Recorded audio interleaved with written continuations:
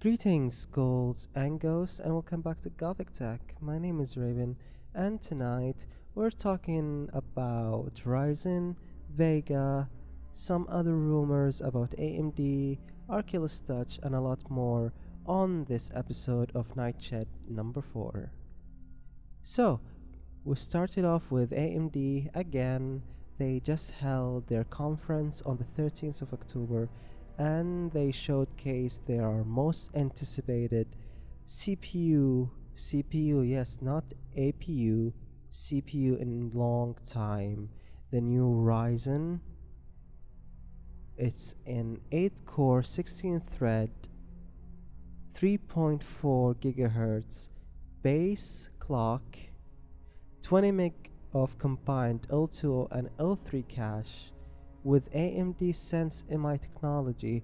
So AMD has been releasing a lot of APUs lately.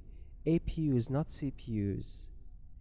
They've been away from the CPU game for a long time and making the playing field just Intel based. And to be honest, that made Intel feel really at ease. It wasn't a challenge. But now, with Ryzen, things are going to change. The 8 core, 16 threads of Ryzen compared to the 6900 of Intel, which by the way cost $1,100. That's like an entire build for one CPU. And AMD, knowing that AMD is a value oriented kind of company, is going to make things change really soon in the CPU market. So let's talk about the whole AMD Sense.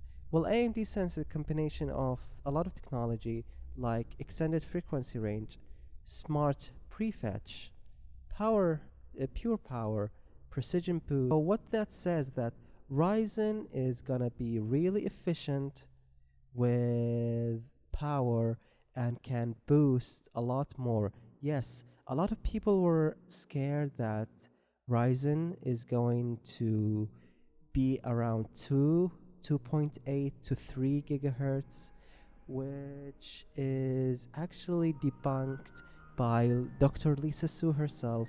She said that the base clock for going to be 3.4 with boost. They didn't say exactly how much it will boost, but based on some speculation, we say that the top model of Ryzen, the 8 core, gonna boost to around 3.7 to 4 gigahertz, just like the Intel 6900, the 8 core ones, the equivalent. It has a base clock of 3.2 actually, 3.2, and can boost to 3.7, and a special turbo mode where it boosts itself to 4 clock on one core only, which is the best core. So that says that Ryzen can kick the ass of a $1,100 CPU, and yes, actually it is. In the benchmark, we saw that Ryzen actually is as fast, if not faster, than the AMD, the Intel counterpart. So that's a bit interesting. Does that mean that a power user like me myself is going to see AMD as a best value for money from now on with all these kind of advancement? I guess yes, because based on all the talk and the benchmarks, which is I'm gonna try to edit it into the video. That's a really compelling choice by AMD. Anyone would want a new CPU who is on a budget, I think is going to consider AMD right now more than before. I think Intel need to step it up, because let's be honest, the only reason AMD is still around is because Intel is keeping them around. Intel can pull a really dirty trick and release an 8 core for like 200, oh no, not 200, 500 to $600, and that's when AMD should play its card, the price. If this Ryzen CPU comes at from 400 to 550 to an 8 core, well, it's gonna be a really compelling choice. And I'm telling you, I think I might be upgrading to a Zen, to Ryzen. I might be upgrading to Ryzen if things stay like this and the hype is real and the benchmark and they after release it. I think I just saw my new CPU right now. I'm running on a 2600K. Let me tell you, I think it's time for an upgrade because it started to show its age in video games and in editing and rendering. Well, here's the AMD. I seriously think that AMD can shake up the entire market. So, to AMD. And yes, with the Ryzen, there's actually a new socket, the AM4 platform, which is DDR4 with PCI Gen 3, USB 3.0, NVMe and SATA Express capable, and really durable. So yeah, as you can see, hype, all the hype. I'm really hyped up. I don't think they're gonna disappoint ourselves after all this, and Dr. Lisa Su is trying her best. Let's give her the benefit of the doubt. But on the other hand, what about other SKU? Okay, we're talking about the top dog, the 8 core. Is there any other kind of CPU per AMD? Apparently there's an AMD SKU that is 4 core and run at a minimum of 2.9 and can boost to 3.9 with a TDP of 65 watt. Does that mean that this CPU is going to compete with the 6700K and the 6500K, like the i5 and i7, the KB, not the KB Lake, the one before it, the Skylake? Yeah, Skylake, I think it's the name. I don't know. I wasn't interested in, even though it was a great CPU. I'm not that interested. I'm waiting for KB Lake. KB Lake is around the corner, like 3 to 4 weeks from now. So let's wait and see. Again, I'm really excited for AMD with their Zen, and really curious about what Intel is going to do next with their CPU market. Speaking about AMD, they showed the new Vega graphic card. They teased the Vega graphic card in their recent event alongside Ryzen, and they benchmarked Battlefield, the new Battlefield DLC, which ran at 4K at 60 hertz, more than 60 hertz. The display they used the 4K, and the refresh of the 4K, the refresh rate of the 4K display was 60 hertz, and Doom was running faster than the not Doom, the fucking Star Wars was running faster than 60 hertz, which is really, really, really a good news. And as well as Doom, Doom 3 running on Vulkan API at 4K, more than 60 frame per second, as we can see here, 66, 68, with the average of, I don't know if this average are correct because oh my god, yeah, with a good average, I guess. I don't know, but we don't know about the heat. As you can see here, the VRAM is 8176, which means Vega is going to have 8 gigabyte of what? HDD. Is it going to be GDDR5? Is it going to be GDDR5X, or as the rumor to be HBM2? We don't know, but seriously, Vega Vega is going well, really well. We've been waiting for a new architecture ever since Fermi, with the old, even the Polaris was a bit disappointing for me. Polaris was disappointing. I was really waiting for Polaris, and when they released it, they released the 480 and then 460 and 470. Is it the 470? I guess so. But I was so disappointed. It was mid-range. I was looking for high end, and in the end I went with the Nvidia GTX 1080 Zotac Amp Extreme Edition, which is I'm really happy with. But Vega needs to step it up, because the rumor says that Vega is going to be as good as, or even slightly better than, the GTX 1080.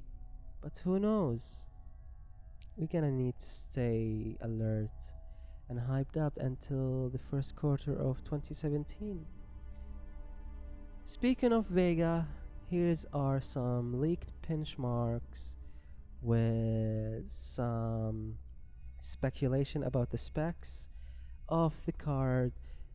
Vega 10, codenamed 687FC1, or the RX 490, is presumably going to have the HBM2 high bandwidth memory 2, which is the new one from the previous one, with more capacity than like 4 gigabytes like we had on the Fury and Fury X, with a whole shit ton of stream processor, 4096 stream processors, 4960, 69, 96.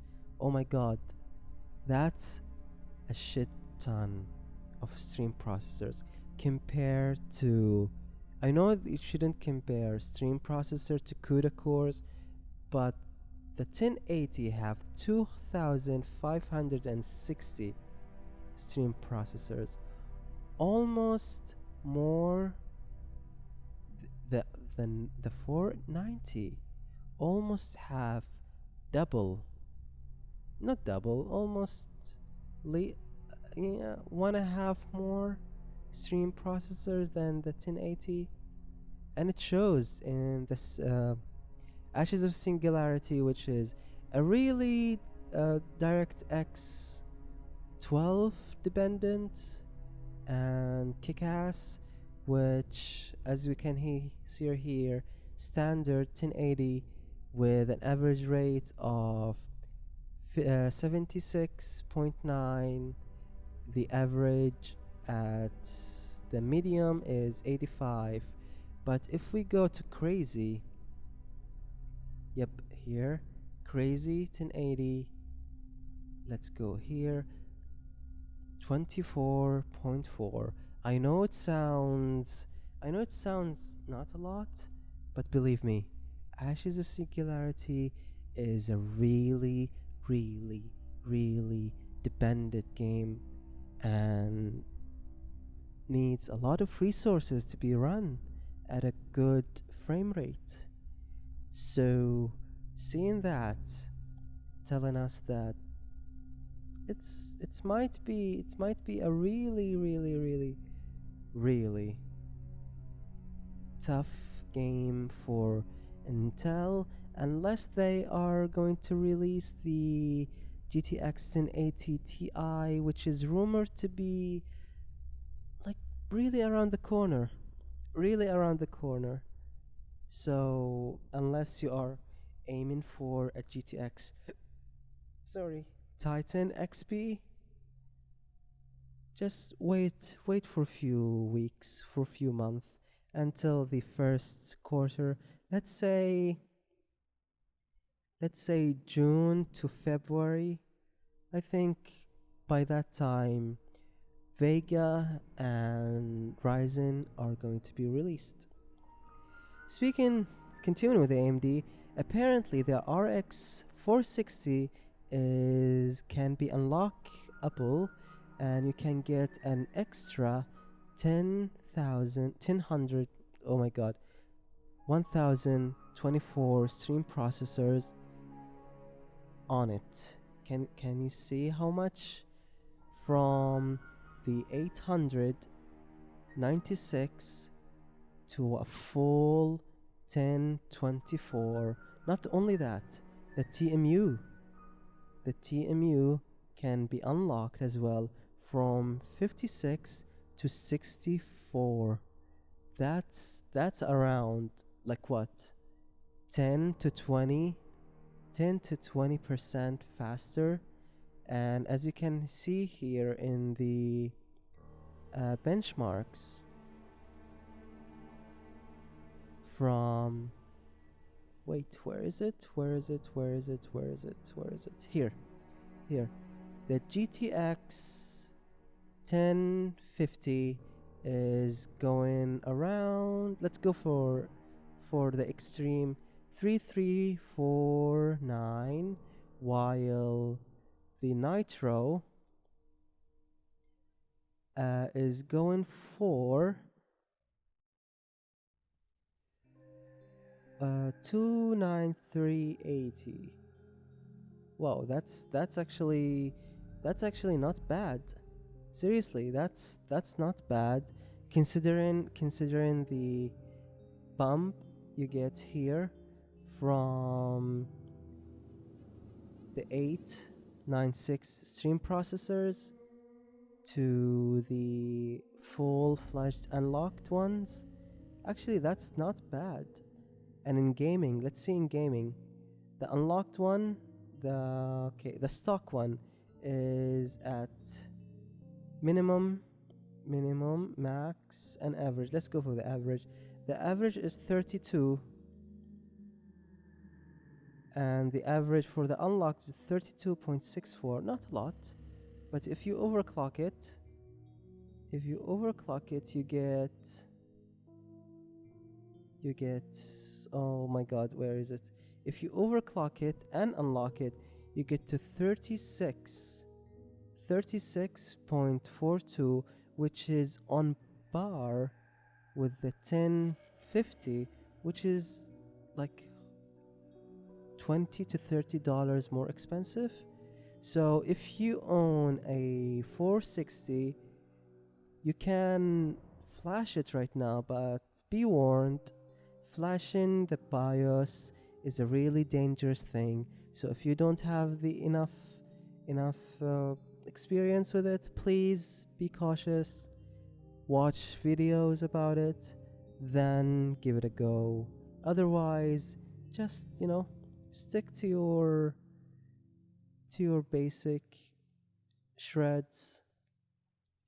I mean, it's not a big pump, but if you are that kind of person who wants to squeeze every last juice of the CPU, then just go for it. Enough of GPUs and CPUs. Now let's talk about hardware related to VR.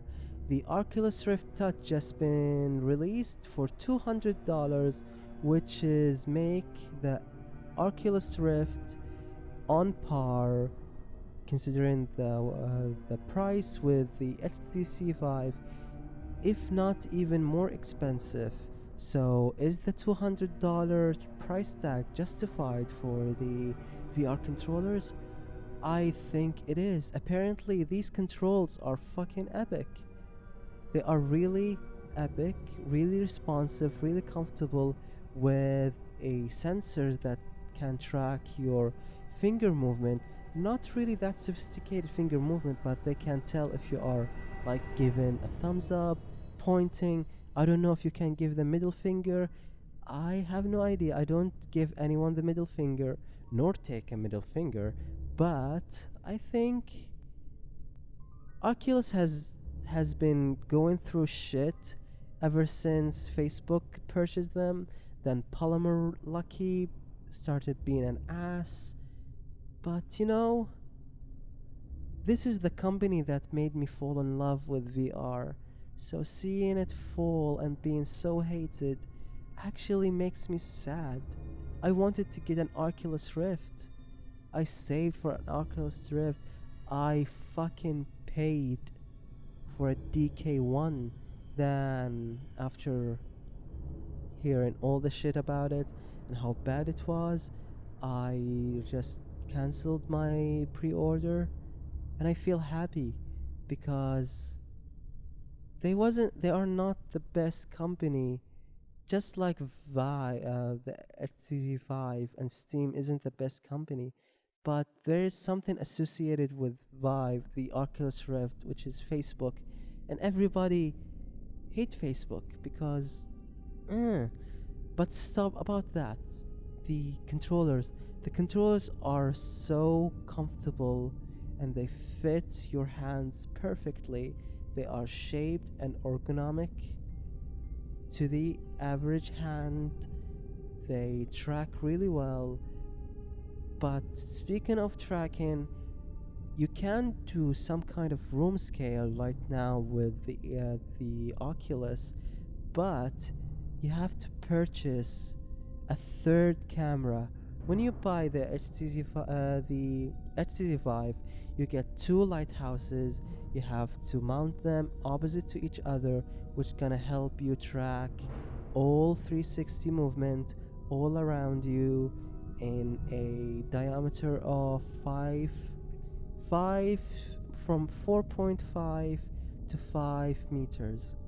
But in case of the Oculus Rift, it's only tracking some movement left to right, up and down. But when it comes to tracking you at room scale, it fails. But they say if you purchase a new camera, which is, by the way, how much does it count? Like a $70 to $100. That's gonna make the Oculus Rift more expensive than the Vive. So $200 for the controllers, $600 for the Rift itself, $800, and $100 for the camera. So that makes it around $900. Yeah, around $900. Is it worth it? Is it worth it, that experience? I don't know. But apparently when it launches, it's gonna have 53 touch ready title. I don't know if it's new or just added. Presumably added, actually. Added support to them. But it's not bad. It's not bad. So, good luck with that. And I'm waiting for the new Vive controllers because, Steam and Vive are not, Steam and HTC not sitting on their ass right now doing nothing, just like me. They are doing something useful with their life. So here's to Vive. Let's see what are they going to do. Next, some news about the Nintendo Switch that is going to be able to run GameCube Virtual Console. games. That was a mouthful, just like my. Anyway, so yeah, can you imagine that? Can you imagine playing old Nintendo games, GameCube games on the Switch, which is, by the way, really hyped and really worth it. I'm actually excited for it. I haven't been excited for a Nintendo product in a long time. Even the 3DS. I used to love my Nintendo DS. I played the shit out of my Game Boy and Game Boy Advance. But ever since then, there's nothing excited. The 3DS is really cool, but I still haven't got into buying one, getting one. I don't think I'm gonna get one anytime soon. But can you imagine playing? It's been confirmed that Luigi's Mansion, Super Smash Bros. Melee, and Super Mario Sunshine is going to be playable on the Switch, which is fuck yeah. These are some of the most awesome games ever created on the Game Boy, alongside Resident Evil 0 and like some Zelda games and Animal Crossing. Can you imagine playing them again and introducing them to the new generation, the one who weren't able to play them before? That's just awesome. That's the best thing about Nintendo. Nintendo just make childhood, and then they just care for you and toddle you. I don't know, just feed you awesome games all the way to your adulthood, and then they just give you nostalgia with these kind of announcement. So good on you, Nintendo. Please don't be assholes and just say that no, you have to purchase them for a full price. So here's to Nintendo. Apparently I give a lot of toast for today's. Yes! Now there's something I'm really excited for. Resident Evil is getting a PC demo on the 19th of December. So, like, 4 days from now. No, today actually is the 16th. So today it's 4 a.m. Friday. But something wrong with my fucking clock. So yeah, a demo is going to be released for Resident Evil 7. I don't know if it's going to be supporting the VR headset like the Vive. I've been waiting so long to play really awesome horror games on the VR, my VR headset. This one topped the chart for me. They also added some of the features like the setting menu, like you can be able to change the screen resolution, refresh rate to 144 hertz if you like, including the G-Sync, display mode, field of view, frame rate, which is 30, 60, and unlockable, uncapped, which is hallelujah, fucking awesome. Thank you so much. I hate playing at 30 or 60.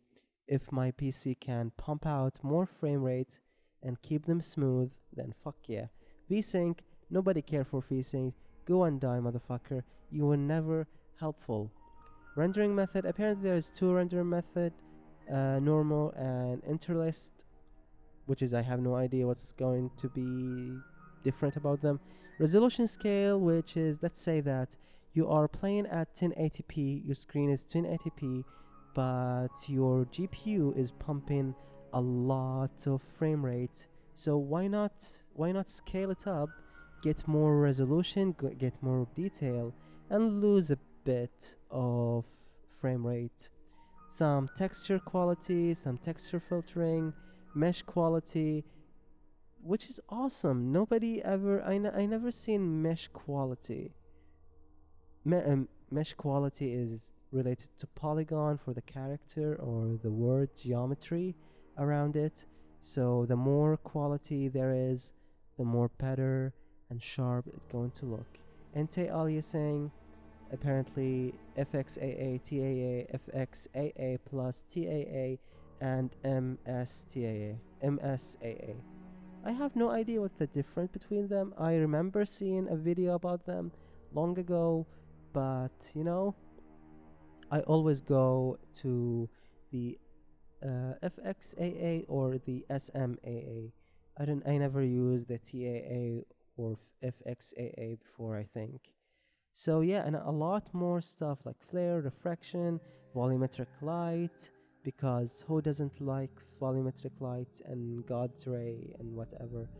And something weird, color space, sRGB, and PT709. My screen supports 99.9 sRGB, which is, I have no idea what's going to change about these kind of modes. So yeah. Next, Ubisoft giving away a lot of free games during their 30th anniversary. So if you're watching this, go get your ass there, register, and you can get Prince of Persia, The Sand of Time, Splinter Cell, Rayman Origin, The Crew, Beyond Good and Evil, Far Cry Blood Dragon, and Assassin's Creed 3 for free. I know it's not the best company, Ubisoft is not the best company, but seriously, free shit. Who doesn't like free shit? Even I like free shit. I actually think I'm gonna go and get myself a copy of Far Cry Blood Dragon. I heard a lot of good things about it. I don't know, I might grab it, so yeah. Thank you, Ubisoft. Ubisoft. That's what you say to your girl after she shaved her legs. Or somewhere else. Anyway, that's the end of the news for gaming and technology. I was browsing across the internet and saw some stuff. I was like, this can go like a tech deal for the Christmas time. If you are someone who's dating or knowing someone tech related who's interested in tech, you can get them these kind of stuff because they are cheaper. They are kind of a real deal. So first of all, let's start with something simple like a mechanical keyboard. Everyone like mechanical keyboard. They are fucking awesome and sounds amazing. So we have the G-Skill Ripjaw KM570 mechanical keyboard with Cherry MX blues, not reds. They are blues, kind of heavy on the hands, but they are great for gaming. Not the best for typing, but they are great for gaming. So they are going for $70 on eBay. They are naturally like $100, so a saving of 30. That's kind of good. That's kind of really good. Then this monitor is fucking epic beyond belief, and I've been watching it for quite a while right now. The Pixio PX277. It's a 2K monitor, 2560 by 1440, 144 hertz, FreeSync, APS with 2 display ports and 4 millisecond response time.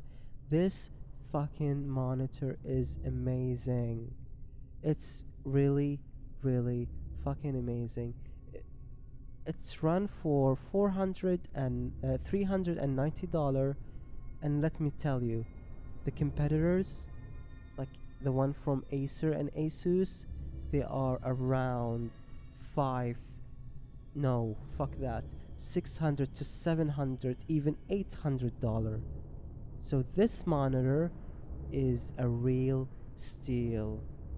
I know the stand is kind of bad, but it has VESA mount. It's VESA mountable. You can use it and has speakers. The refresh rate 144 hertz. 144 hertz. And coupled with AMD FreeSync. Seriously, if you are looking for a monitor for the ultimate budget, not the ultimate budget. It's the ultimate kind of cheap monitor you can get. So feel free to get. By the way, I'm gonna include all the links for everything I talked about down below. So you don't need to look around a lot for them. Finally, a case. I like this case, the Thermaltake Core P3. It's new, just been released a while ago, and it's fucking epic. It's tempered glass. It's kind of semi-open with a really awesome, great layout. I can't say anything bad about this case. It looks amazing, and I think it's going to be maybe my next case. You don't know. I think, but because I like these GPU risers things that can make you show off your GPU. Because let's be honest, the GPU never gets showed. It's the most expensive, the second or most expensive piece of hardware in the PC, yet it doesn't get shown a lot. So yeah, go give it a go.